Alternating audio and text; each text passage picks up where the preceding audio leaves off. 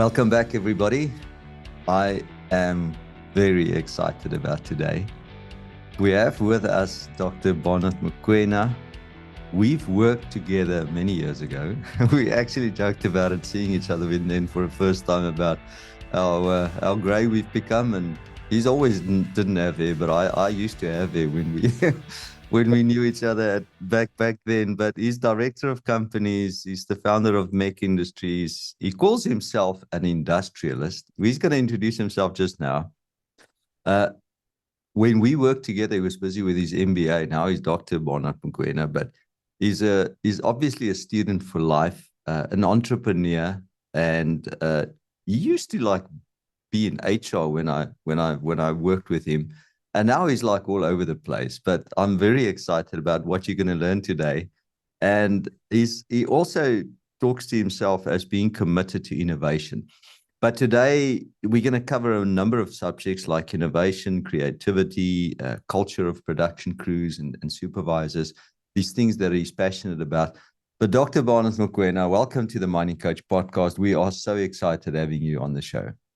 Thank you very much, Christo. Yes, it's been a couple of decades almost. And yes, I've grown.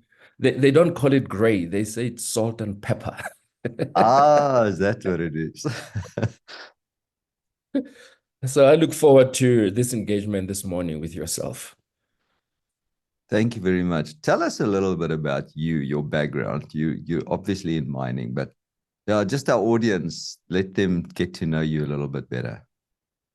Yeah, it's in fact, I'm a theologian, a biblical scholar in classics and classical languages. That's my previous life, and I happened to get a job in mining some 23 years ago, and I suddenly fell in love with people and mining, the people part in mining. I never stopped learning. I've always been to school. I'm still on other programs as we speak. So I was at Lonmin for about 18 years and occupied a number of executive roles, including human capital, at a very, very crucial moment, in fact, because I was among the first Black executives in mining immediately after the promulgation of the mining charter. So I'm among the first so-called duckies who occupied executive positions in mining. And it's fascinating because when I look back, there was no baseline for people like myself to emulate in terms of how should a Black executive behave in mining. And I still see that sort of struggle with young mine managers. The prototype example of a miner is still a white, typical Afrikaner guy. Yeah. And the behavior, the language, the attitude, even the choice of drinks, on a Friday afternoon. What is that, Clippies and Coke? It's amazing how this culture just continues to go on, and it's become the preferred behavior of a manager and a supervisor at the mine. I come from that generation that really struggled to understand the dynamics of mining and people and all that. And so I went through a personal struggle myself at Lonmin to benchmark myself. Where do I add value in this massive, complex organization with 38,000 people? And so there was this unwritten template to become an executive. You needed to play golf. You needed to do, game farming. And I was just a little ducky guy from the township, and I was not interested in those things. So socially, one didn't fit. Yeah, wow. And I was not even staying in Rustenburg. I was staying in Pretoria. So, and the mining communities those years, everybody stayed around the mines in Mooinooi, Buffelspoort, Rustenburg. They all went to the same NG Kerk, and the Dominie there was one of the GMs at the mine, and their wives were all housewives. And so I was a little guy who just came into this community, and I struggled to make sense of my job. And it took many, many years, honestly speaking. But I loved it because there was I was given a space to innovate and trial a lot of things in the space of human capital. And that then stuck with me until today. I'm very passionate about how do people, workers, interface with the mind? Where is this culture we talk about often? Who determines it? And when we talk innovation, creativity, how does it affect an average employee? I mean, you won't believe that there's not a single mine, and I went through KPIs, performance KPIs. I don't know of any mine that is a KPI for innovation. No one gets rewarded, you know. And yet we talk a lot about innovation and creativity. So I think this is the space I'm in. And then obviously I left the industry as an employee, and I decided to take advantage of opportunities and identified two specific opportunities, Christo. One was I didn't want to become another SMME begging for crumbs at the mine. I identified two massive opportunities that remain untransformed in terms of innovation, creativity, and also in terms of BE supply chain. One was in the mineral processing part of mining. It's highly technical, and it's occupied mainly by OEMs, some of them foreign owned. And I said, well, surely there is a space there to create a local entity to manufacture. I love manufacturing. And so I'm involved. I started this company that manufactures mineral processing products with only black owned company that does that. I also took interest and I looked at the history of mining and realized that despite all the initiatives in terms of creativity and innovation, the only space where the mines have remained exactly the same as 150 years ago is the act of drilling that rock. It hasn't changed. I'm telling you, the handheld drilling has remained exactly the same for the last 150 years. So I said, could there be other ways of drilling this rock? And that's one. Two, the production crew, which is the most important part of mining. In fact, it defines mining.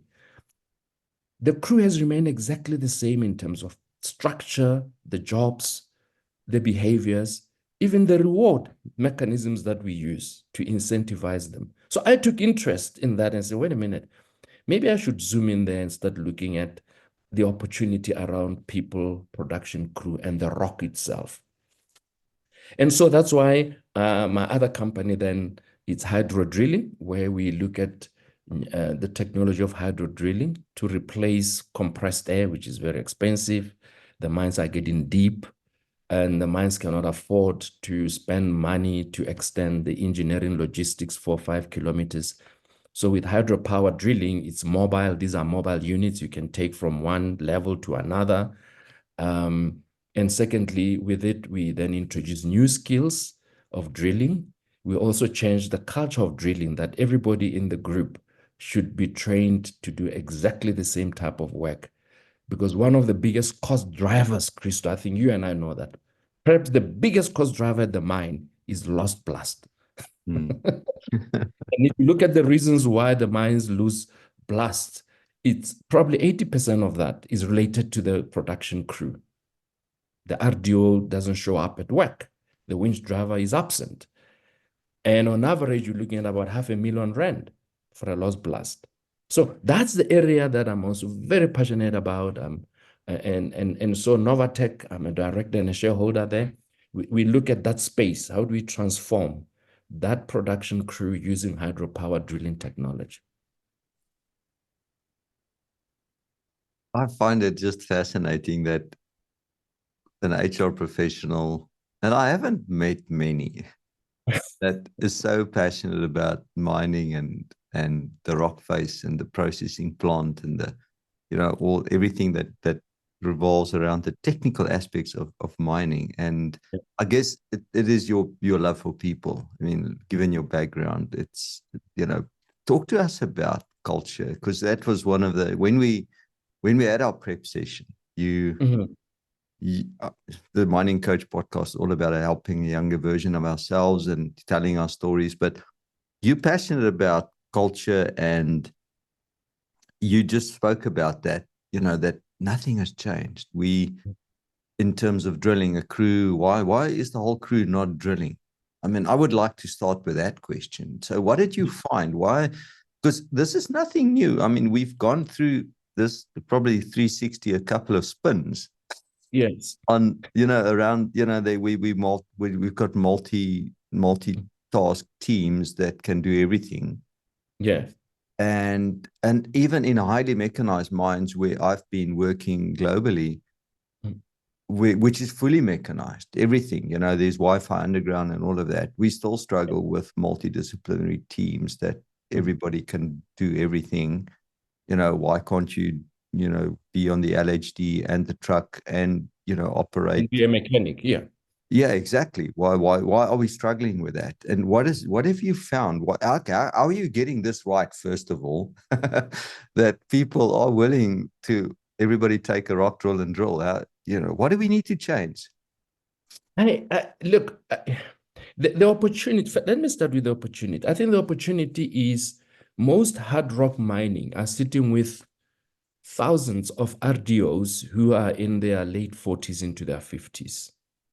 So there's an opportunity with that age transition to, when you recruit and introduce new RDOs, to bring those new dynamics. You can't bring them with the old crocs. Yeah. Their behavior is so entrenched, Yeah. including people almost expect to be treated in a particular way, even if it's bad, because they were conditioned to believe that if I don't shout at you, if I'm a soft manager, I'm a sissy.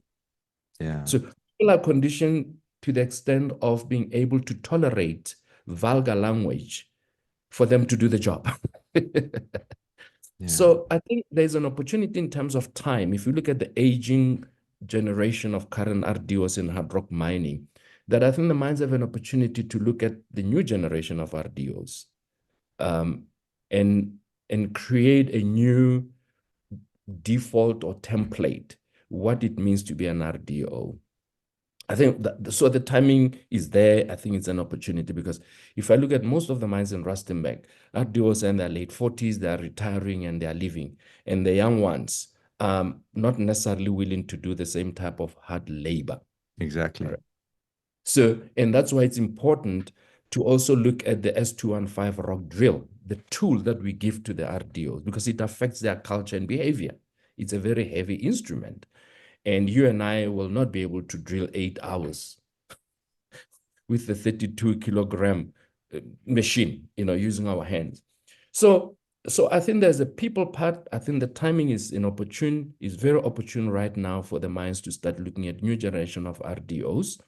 Secondly, I think there's an opportunity to look at technology itself, because the S215 rock drill still dominates. How do we use tools that can support the equipment? And so that's why we're talking about simple rigs now, where the machine is put on a little rig, so people don't have to for hours be holding on that machine. If we can find that combination, Christo, I think that would be great. Secondly, I think the reward mechanism at the mine, we throw bonus schemes at employees. And I've seen the reverse happening, where you pay people to produce, let's say, 5 eggs or 5 fat cakes. After a while, they give you 3, but you still pay them for 5. Then you motivate them to go back to produce 5. That bonus incentive becomes a permanent feature in their income. So I think the philosophy of reward at the mine, we throw it at employees hoping that we will get improved productivity and efficiencies. And in most instances, I think we just putting money in a hole. We need to look and redesign our reward philosophy at the mine. So the reward, the culture in terms of what should an RDO be doing, including, do we need an RDO? Or do we need a different job portfolio around the production crews? And then look at the tools that we give the workers. Are they appropriate tools? Do they make them effective? If you are required to drill at 4 bar, but the compressor is 2 bar, well, it's not going to happen. No. It's not going to happen. Um, so, so inside of that, your question was about, so Barnard, what is your experience of culture? It's a very elusive thing, although we often talk in the boardroom as if the reality in the boardroom and head office and at the face Christo are two different universes. Absolutely. It's not the CEO who determines the culture at the face. The supervisor creates his own or her own subculture. I'll give you an example. When I was at Lonmin, I recruited a lot of first Black GMs, all right? And we were very excited that now we have Black GMs at Lonmin. And so I called them and said, you know what? Our employees are not used to seeing Black GMs, Makulu boss. They want, they know a white male who speaks Fanagalo, okay? So, so I rolled out a TV network and said, now each one of you, every week, you come into the studio with a TV crew and you record yourself. You know, you address your employees at the shaft in the change rooms. So the TV crew went to them and they recorded them safety messages and, you know, simple things. This is who I am. I'm your, okay. So I said, well, before we broadcast these, I would like to see the tapes just to, you know, make sure that everything is okay. So I sit in my office and I play these tapes. Now, these are Black GMs, 3 of them. 1, they're speaking in Fanagalo. Okay. 2, they're speaking in Afrikaans accent Fanagalo. 3, they are very vulgar and very, what's the right word? They're very forceful. They're very aggressive. That's the word. And I look at this, I said, but these are my fellow Black GMs. Why would they behave like Ompit in their language and addressing the workers? Mm. Then I realized that that's all they know. They were brought up by Ompit, who's a white male GM. That's how Ompit speaks. So that became the standard of performance in terms of behavior. That became the standard of communication. If you want to address the workers, Ompit has set the standard 20, 30, 40 years ago. You know, it must be Afrikaans, accent, Fanagalo, and all that. So when I called them and said, but guys, I was looking for something different here. I mean, we want to change here. And you are Blacks, you're talking to Blacks. When we go to the game at the stadium, we don't speak Fanagalo. What makes you think when you come into the workplace, you must speak Fanagalo? Exactly. It's the same Black people that we go to the stadium in Rustenburg and watch soccer. And I realized that people were unconscious of carrying a particular culture at the mind. They were not even aware that they were engulfed in this culture. And somebody needed, you needed somebody to help them understand that, guys, that's not necessarily the standard. There's another way of talking to the workers. There's another way of doing things. So if you ask me, culture at the mind is a very elusive thing. And the real culture is set by the supervisor. To be brutally honest with you, that guy determines how the production crew behaves. Not some fancy CEO sitting somewhere and nice statement on the board and all of that. And we are not talking about whether it's a bad culture or right culture. We're just saying, as a concept, who determines culture? And so the mind, I think, has got various subcultures. And one needs to be aware when you get into a particular space, be able to be sensitive to gauge what culture is dominant here. Who says what? How do people interface? How do they speak? And so at the production crew, at the face, there is also a particular culture.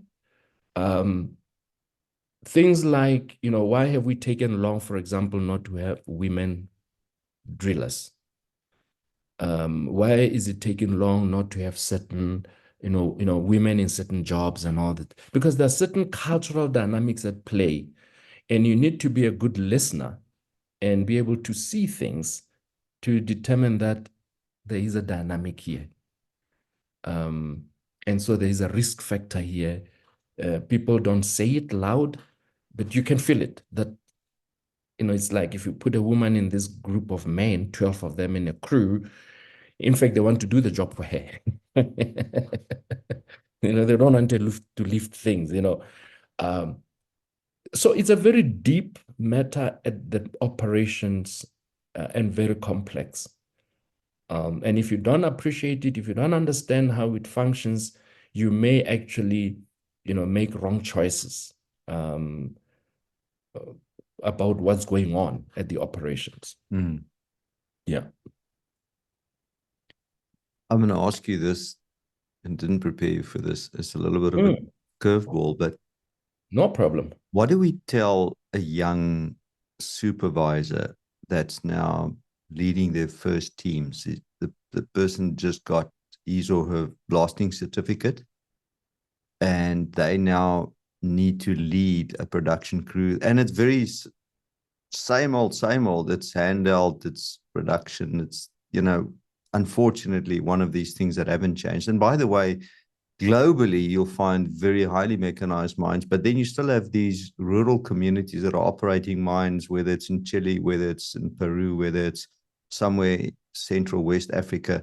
It still happens everywhere in the world where you've got this very, call it archaic mining method still taking place. What would you tell a young supervisor about the culture and their role in that? Yeah. It's probably the most difficult job at the mine currently, and for these young people. And it would be interesting for us to almost to do a little dipstick audit of all the young appointed supervisors, especially graduates. Remember, there have always been two streams here. Those who went through the mines, they are more robust and they went through the system, they started young, but those who come from varsity, it's a nightmare, Christo. It is a real, I mean, when I meet these young people, they're like thrown into the deep for a number of reasons. It's because, one, most of them don't speak Fanagalo. They speak English. UCT graduate vets, they come in there, so they don't speak Fanagalo. So they really battle. Okay. The crews speak Fanagalo. They take instruction better in Fanagalo than in any other language. That's the reality. Mm. And I always say that on Pete's ghost, the old supervisors on Pete as a symbol, although they are long gone, their ghosts still have us underground because they left certain behaviors as the standard of performance. Yeah. So these young graduates who never worked with Pete are expected to perform and behave according to the ghost of Pete. But Pete is not there as a reference for them to go ask and say, coach me. And you see that these young supervisors who are graduate, the turnover is very high. They don't stay long because I think they're looking for something that works for them, although they are not able to express exactly what they are looking for. But the few that I speak to often, you can tell that they're battling with, they're not looking for more money to be paid, but they just don't match the underground conditions, the culture, the behavior that of the people they're supposed to supervise. And so they are referred to as sissies because they are not robust. They are not forceful. They are not, they come from a postmodern culture of training and in the university of human rights, of respect, of dignity, of now they're expected to shout. They're expected to use vulgar language. When Agamina, this open, klala, there's no negotiation there. So I think in our induction processes, because that's your answer, I recommend that mines look very carefully how they produce an induction program for these young graduates who become supervisors. And that job, I mean, Christo, you know, it's the most critical supervision in the entire value chain of mining. If you get it wrong, if you can supervise those mining crews, they could become a cost for the mine. But if you do well, they become a massive profit center for you, just the way they drill. Yeah, it's strange. It's coming from a human capital person. So we have to put emphasis for that supervision model, that induction for these young people, because they can break your business. And I see them moving around, moving from one company to the other, one section, one shaft to the other, because I think they're looking for something for them to be accepted. They are qualified, no doubt, but the culture is not necessarily receptive to that type of the one Umpit. The culture is geared by Umpit, and he does very well, you know. Just sorry, apologies for some of our listeners. Yeah, I'm just gonna have a short interruption here, Dr. Barnard. But for those that are, from all over the world, and we can mine the data, and we see the data who's listening to this podcast, and we've got people from all over. So, firstly, Fanagalo is a mine language that was created in the apartheid era of South Africa. So it was a lot of migrant workers that were brought in, people from Malawi, people from Zimbabwe, people from Mozambique, Zambia, Botswana, Zambia, and then all the different tribes that you have in South Africa, and they all spoke different languages. And so the apartheid, call it mine managers, they created this mixture of language, which we called Fanagalo. Yes. So that's just for our international listeners. That's Fanagalo. It's a mine language, and it's even prevalent today. And funny enough, you say that, Barnard, but I was shocked when I realized that it is still the language. I was out of the country and I came back after nearly 10 years, and then my son started as a construction worker for a contractor company, and he started his way, bottom up in mining, and he couldn't speak Fanagalo, and that was the language. And so suddenly he's also thrown the curveball, as opposed to your graduate that you're just mentioning. My son was the same story. So you can't communicate, and nobody, it's no longer taught. So when I started, you went for 2 weeks and you were taught how to speak Fanagalo. So you got a little dictionary and you learn the words, and that's how you learn to speak Fanagalo. But now I'm to blame. Today, eh? I'm to blame, Christo, because when I joined Lonmin, I banned all the books at our training center. I said, I don't want this language again. Exactly. I'm to blame for that. You're to blame. Shame on you. Anyway, so it is something that has been deeply entrenched in South African mining. So just for our international listeners, that's one thing. And then Wimpit is a term that says uncle. It's a Afrikaans term that it's a way of addressing somebody in a seniority, or showing respect for a more senior person.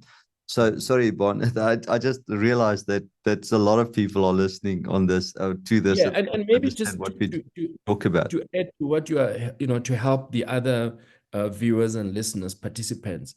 Fanagalo as a language, and I'm going to talk from linguistics and semantics as somebody who studied languages and classics.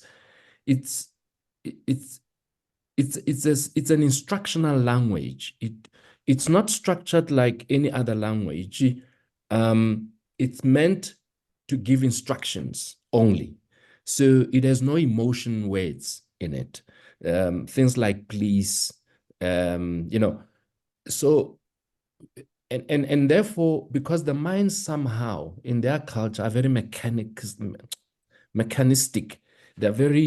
There's a structure in the mind. There's how things are done and all this. There's no room for an opinion, how you feel, why are you late, what happened. So as a language, it was meant to support a business model that is very mechanical, that is very structured, that is very safety conscious. And so it only gives instructions. You walk in my office, what do you want? That's the first thing. It's not about How are Christo, you? how are you? How do you feel today? No, that's not the way it's meant to function. Mm. That's profound. I've never thought of that. That Yeah, the language doesn't have emotional words. If you want emotional words in there, you have to like use Zulu or Xhosa or, proper languages for or that. Yeah, local languages that you can express emotions. It's I've never thought of that. That it, it was just that instruction. Yeah. instruction. Yeah, I never thought of that. So yeah, I'm learning. I love the learning. But um, so you're very passionate about reward and rewarding innovation and creativity. And you spoke earlier about KPIs. We don't see a KPI of creativity or innovation in our crews. Talk to us about your passion for rewarding, and how do we reward and how do we get people to innovate and be creative and start Yeah. doing things differently. Well, first of all, let's look at the typical structure and the current KPIs at a mine. You have a GM, and most of the KPIs for it's production KPI. There's a safety KPI. There's a cost saving, save 15%. And most KPI, the structure of KPI and reward at the mine is around mainly those three. So it's production, it's safety, and there's an element of cost. All right. And that gets cascaded to everybody at the shaft, the GM, the mine manager, the engineer, everybody. So any other KPI, and it explains why certain things don't necessarily happen. Whether it's innovation or a KPI around transformation, those are not associated with the GM at the shaft. Okay. For starters. Secondly, take a step and look at how a mine manager at varsity gets trained. Look at the curriculum. There is no subject called innovation and creativity for mine engineers. You go through a hard engineering program, you qualify, you go to the mine. So at no stage in the formation of a mine manager, who ultimately could become a GM and even a CEO, at no stage in their career development, formation, and training is there room for innovation and creativity as a discipline, as a mental attitude, as a psychological disposition. It doesn't exist. And then you get to the mine where the mine is structured such that you need to get your call at the end of the month. All right? That's what you paid for. And then you get reward if you don't kill people. That's in terms of safety. Sure. And if you can save costs somewhere, you get rewarded. That's two. Thirdly, look at the time management of a GM or an average mine manager or supervisor. In that 24-hour time management, how much time do they set aside for innovation and creativity? The way the job of a mine manager at GM is structured does not allow. Because innovation means reflection. It means you sit down, you look at processes, you look at systems, you look at this, you look at that. So the only time a typical GM looks at those things when they do budget for the following year. They say, okay, where can we improve business? Where can we improve these things? Then they do budget, they go through, they get approved. That's it. So in their daily organization of their time and management of people and processes and all this, there's no time for them to think innovation and creativity. So what mines are doing lately, they create committees and say, well, there's a department that's responsible for innovation and creativity. So they will look at equipment, they look at technology, and then they go and implement that at the shaft. That's what's happening now. It's a great model because at least you have a group of people dedicated to look at creation, at creativity and innovation. But the ownership, the birth of that innovation and the ownership thereof does not lie at the shaft. So by the time things get introduced to the shaft as innovation and creativity, you're upsetting people's times because they are not rewarded for innovation. Why should I pay attention to hydropower project at my shaft when I'm not paid for it to bring it? Why should I pay? So there is conflict in the way the function of a GM is defined, of a manager. It does not allow for innovation and creativity. There is no reward for innovation and creativity. And also the mine managers are not trained to understand innovation and creativity. They just studied engineering and they get the job and that's it. So if you look at that, the mine contributes 6 to 7% GDP, and yet innovation and creativity is not rewarded in that industry, then you ask yourself, how many years and decades will it take for our mines to be to improve on its contribution, the GDP, because we are innovative, we are creative, and all of that. So, so I think the first thing is, I think the mines need to look at, okay, how do we bring innovation and productivity, creativity in the mine as a way of life for an average manager?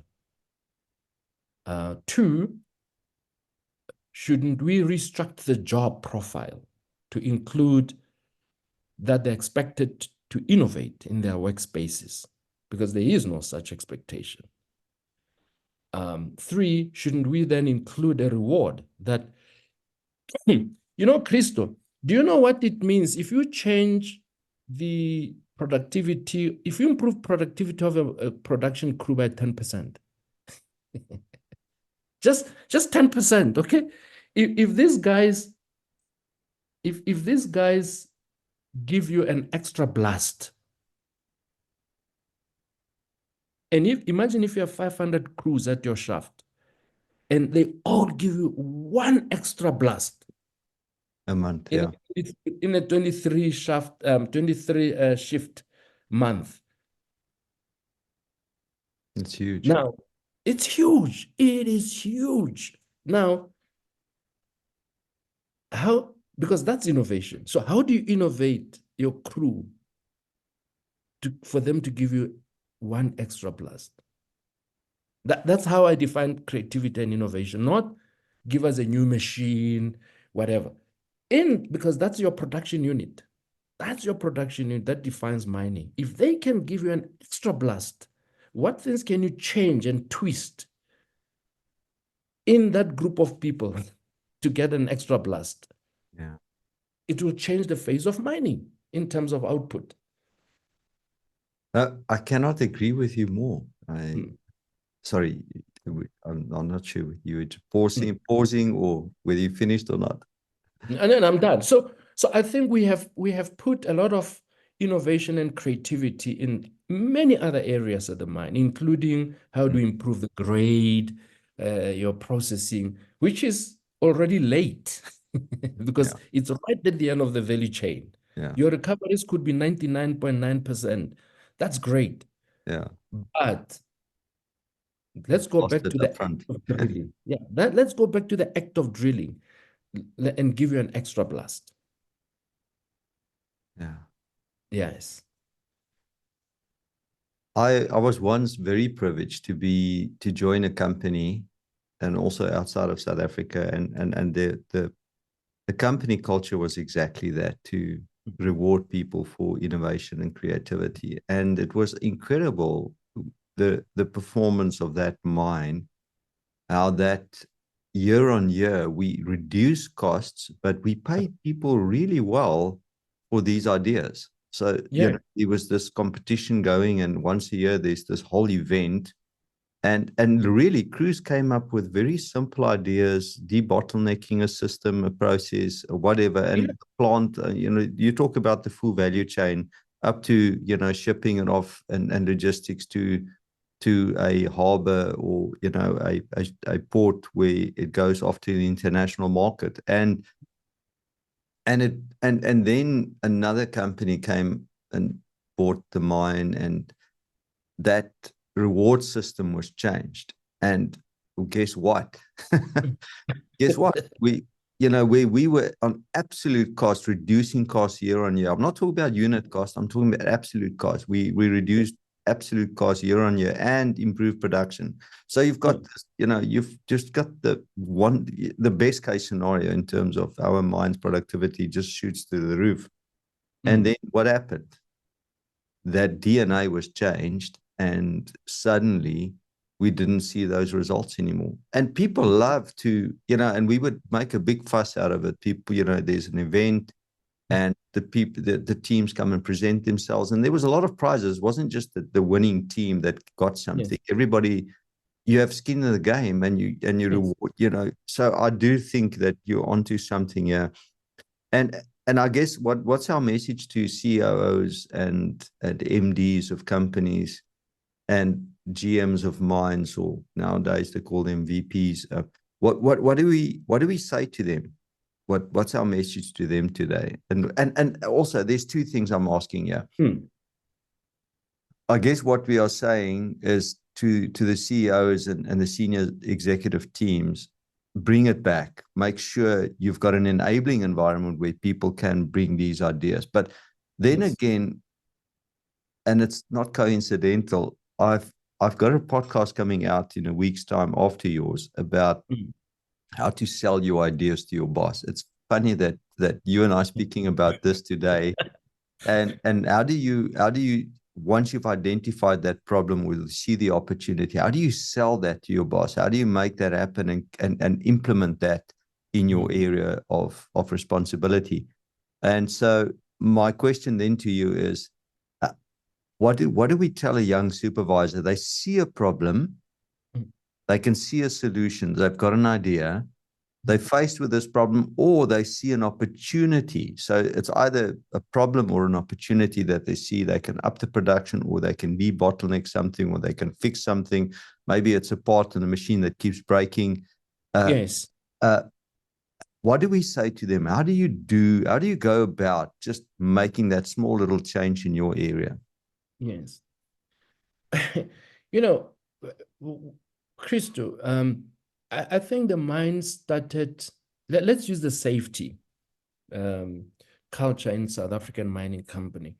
At what point did the industry make a shift from the old apartheid mining culture, people killed and all of that, because you could replace them? There's 1,000 at the door anyway. They're looking for jobs. So if 2 die, that's fine. Thereby give us 2 more. The culture changed when you had 1 or 2 maverick CEOs in the mining industry who started pronouncing and making commitments publicly. Because leadership is also about people hearing the message. If they don't hear the message, no one is going to hear it and no one is going to believe it. Yeah.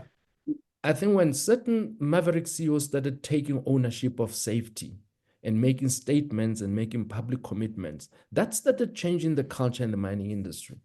And I think if you say, Barnard, what do you say to a CEO at a mine? I think that's what I would say, that, you know what, Mr. CEO or Miss CEO, start talking about innovation and creativity at the mine and give people license to bring those ideas. Because mine is a very rigid organization, Christo, we know that. There are too many rules. And at times, I think we hide behind bureaucracy. This is how it's done here. It's a safety thing. It's a safety standard. It's a safety procedure. It's a blah, blah, blah. And therefore, it doesn't allow for, fine, it's a safety thing. Nobody wants to die here. But can we sort out that screw that keeps getting loose on the machine? Can we? Yeah. So I think CEOs need to announce on innovation and productivity. And also for people to start taking out bureaucracy, which is not necessary, and hide behind rules of safety, hide behind engineering standards. You have no clue. People will throw you a thick manual from 1952. I think it was left by Jan, van Riebeck, on an engineering standard. Wait a minute. I mean, is that really? Do you want us to still do this thing like 50 years ago? Yeah. So I think those rigid bureaucratic standards, which are good because they maintain performance, they maintain safety. But don't tell me that after 50, 40 years since when they were last written, we should still be hiding behind them. So I think CEOs should start making noise about creativity and innovation. Because, Christo, this is also a cost issue, and it affects people and jobs. And I'll tell you why I want to link lack of innovation and creativity to retrenchments and Section 189. Okay? And I'm gonna bend my fingers here. Controversial. Yeah, I'm gonna be controversial here. What happens when the commodity prices are high? The culture is we employ more people. Okay? Because the prices are high. We need to mine quickly and get the ore from underground, get to the market, make money as soon as possible. So the culture is the prices are good, let's employ more people, 4,000 new people and put them underground. We must, what happens when the prices go low, as we have had for the last year? Section 189. Okay. So because I've thought hard about this correlation, this relationship, and I said, wait a minute. When the prices are good, that's when the CEO should be making noise about creativity and innovation.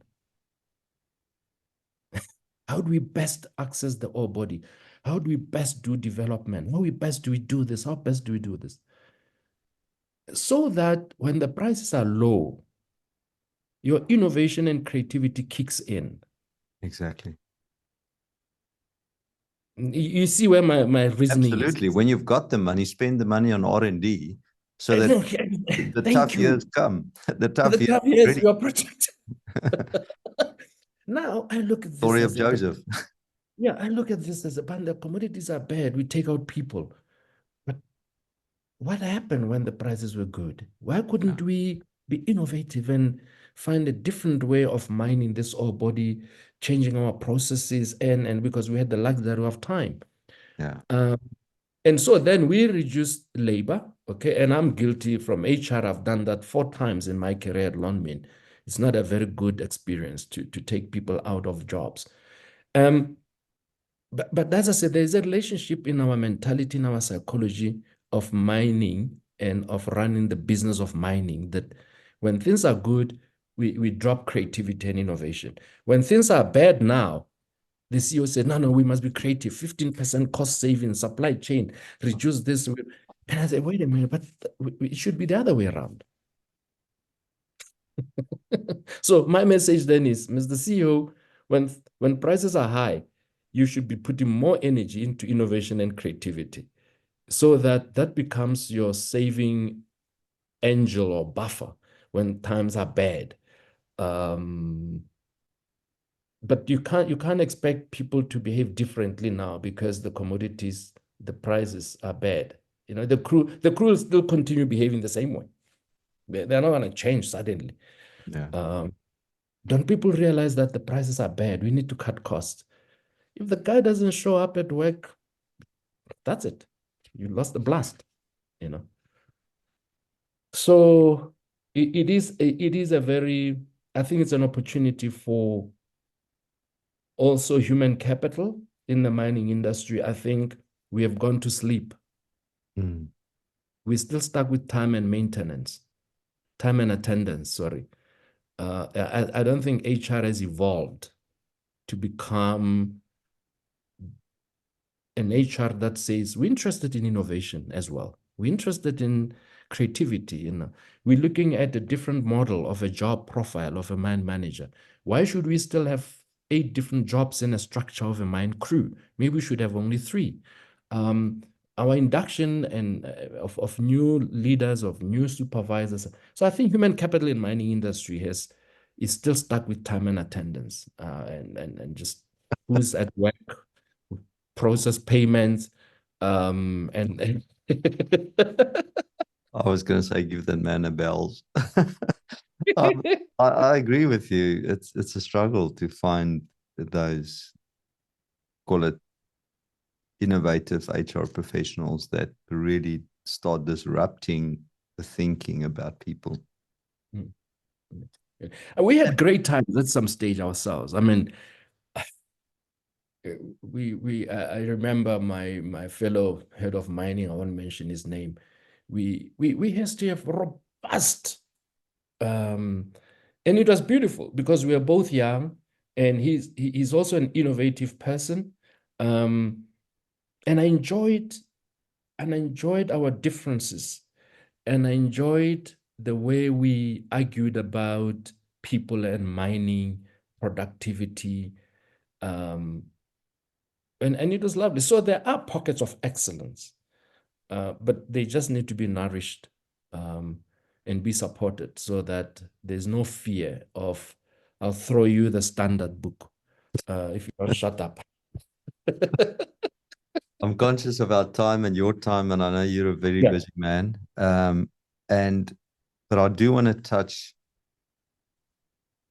on the last one of, the people. What do we say to people that have got ideas and the supervisors or a team member that comes up with a great idea? How do they go about this? Even if there's no reward system, is it important for them to still bring the idea to their supervisor, or being the supervisor and take it to your next line and try and implement something? What would you say to a younger version of you if you were in that position? I think first of all, it's a natural attribute for some. It doesn't come. It's not obvious for every supervisor, and I think those who are more entrepreneurial, they are more adventurous, they are more. I would really encourage them not to exercise restraint and not come forward with ideas, even if their supervisor doesn't understand what they are looking for, what they want to do. Stick to the rules and all of that. I would encourage them not to stop, because they could be the next generation of mining entrepreneurs, to be honest with you. And look at it as an opportunity. Somebody somewhere in life will hear you. It doesn't have to be a supervisor. It could be a service provider as a mine that you say, you know what, I've got this idea. And maybe you as a service provider, look at it, develop it further, come back with it, and let's see what we can do. So there are many ways of skinning a rat, as they say, or a cat. So I would advise anybody with an idea, don't die with it. Find somebody, even if it's outside the mine, share it with them. It may find an appropriate home, and it could be a moment of breakthrough for you personally in your career, and all of that. No, don't allow your supervisor to stop your ideas. If they don't want to listen to you, go tell somebody else, where you feel safe and your idea could be protected. So I think that's my advice to them. And it's people like us now, industrialists, who are outside, who are willing to hear and listen to such ideas. Is we can then formulate them properly in the right format and take them forward. Yeah. I love that answer. Love that answer. Dr. Mokwena, any final words as we wrap up today? We probably will have you back in the future, because you've got so much wisdom and so many things that in our list that we still haven't covered, but we are honoring our audience that we keep it under an hour. But any final words to a younger Barnard, or a younger? No, younger Barnard. Mining is still going to be with us in South Africa. It's a major contributor to our GDP. There are endless opportunities in mining, in terms of careers, personal development.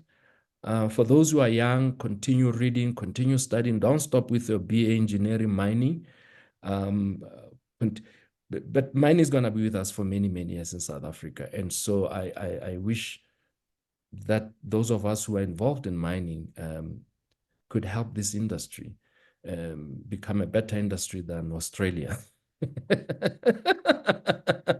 Love that. Thank you. Thank you, Dr. Mokwena. It's been an absolute honor and a privilege to be with you today, and for your time as well. I didn't do the suit and tie thing, but thank you for raising the bar with the guests. Let me tell you, I've not worn this for many, many, many months, if not years. And I felt good this morning. I needed to feel good and to Fantastic. really good. So it's unlike me. I'm always in overalls. So No, we love the fact that you've got your tie, and thank you very much for your time today.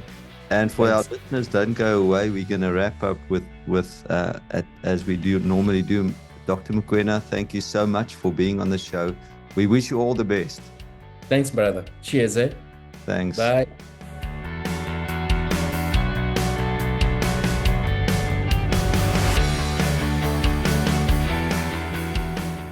Wow, that was fantastic. Really appreciate Dr. Mokwena's podcast insights today. I'm just going to recap the learnings for today.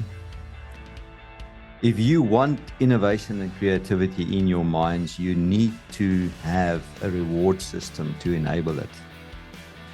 Secondly, provide your supervisors and leaders with the tools and the training to be creative and innovative. And then finally, culture at a mine can be changed from the bottom up. Thank you for listening. Thank you for watching. Enjoy your mining. Cheers.